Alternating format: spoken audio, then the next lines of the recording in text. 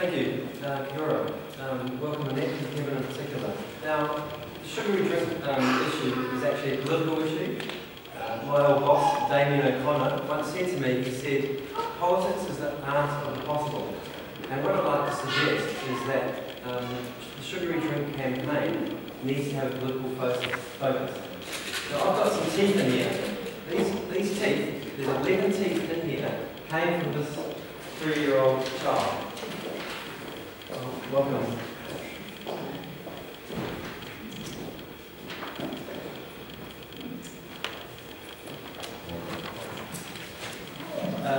This 3-year-old child who I took out these 11 teeth from was in so much pain he wasn't eating or sleeping for 2 weeks.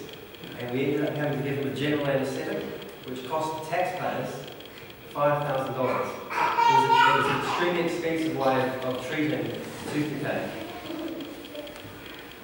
We know that last year 34,000 children here in New Zealand had one or multiple teeth taken out. And of those 34,000, 5,050 of them, age under 7, had a general anaesthetic. It's an extremely expensive way of treating tooth decay. And what we'd like to advocate for is that what we need to be doing is advocating for population-wide strategies to reduce sugary drink consumption, to save me having to pull out so many teeth. My record extraction rate per day was about 54, and I took them out in the morning. It was a horrendous experience.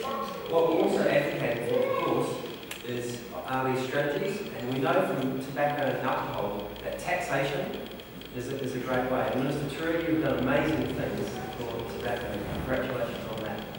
We'd also like to suggest that the same thing can be done on sugary drinks.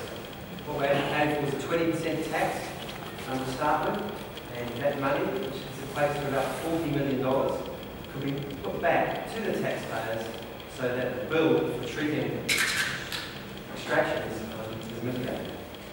And I'd just like to finish off by saying that this cause here that we're embarking on is a political situation, and the 3 people here at the front, you 3, are the key people here in the room to try and ensure that this happens.